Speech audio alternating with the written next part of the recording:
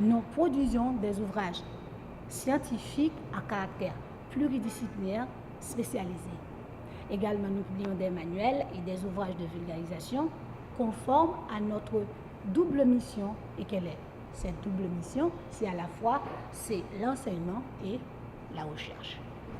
Et à côté de cela, nous publions également des ouvrages et fait passer des messages relatifs aux politiques et actions de nos différentes entités, c'est-à-dire l'ensemble des entités qui constituent l'Université d'État d'Haïti. Rôle nous, c'est pour nous à la fois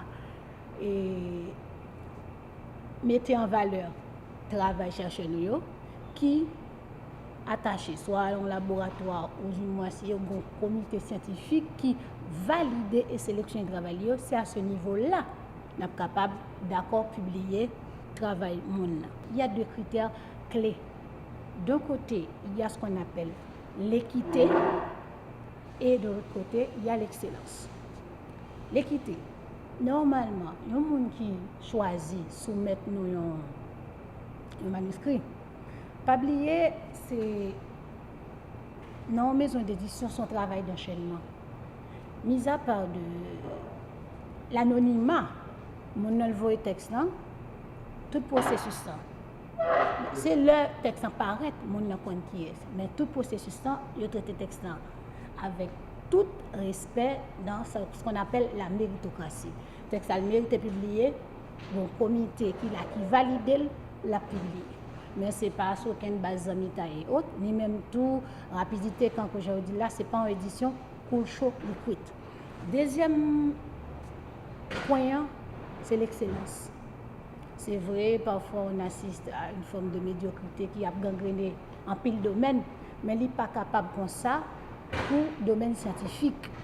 Si bagay là n'est pas de qualité élevée, côté que il y a des gens qui disent oui ça bon, il est capable de publier, non ça pas capable de publier, donc non pas à cause des beaux yeux de quelqu'un ou d'un tiers ou d'une tierce, on dit ah on a fait ça. Donc c'est ça vraiment essentiel pour nous et faire mise au point ça. C'est un ouvrage qui est présenté en 3 parties. La première partie est consacrée à l'analyse, la présentation du problème. La deuxième est consacrée aux causes et conséquences. Et à la troisième partie, nous avons formulé des solutions en vue de résoudre ce problème.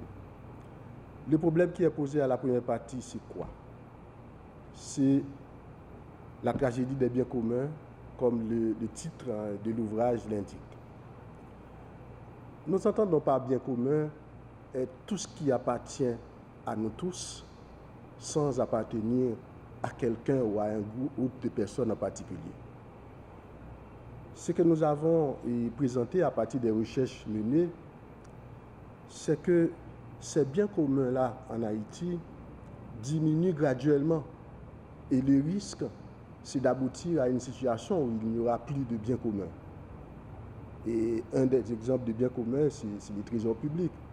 Et quand il y aura cette tragédie des biens communs, eh bien, ça va se manifester par la faillite de l'État.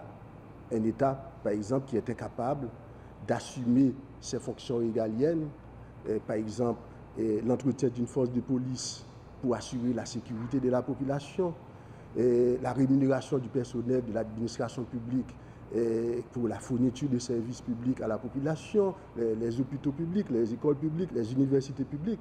Eh bien, quand nous aboutirons à cette tragédie des biens communs, eh bien, l'État sera incapable d'assumer toutes ses responsabilités. Et nous nous sommes demandé si nous ne sommes pas déjà dans cette tragédie-là ces dernières années. Et tout ceci est posé, analysé à la première partie de l'ouvrage.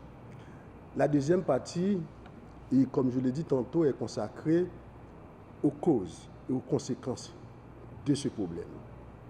Nous avons identifié et analysé un certain nombre de causes comme les migrations qui a caractérisé les premières années de la création de l'État haïtien, la politique coupe-tête boulécaille qui a été utilisée par les pères de notre indépendance.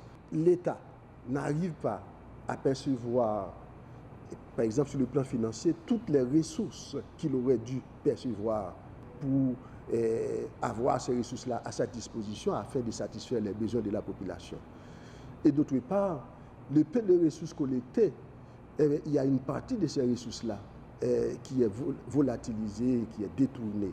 Et après avoir posé le problème, identifié les causes et les conséquences, la troisième partie est consacrée aux solutions qui peuvent aider à résoudre ce problème-là.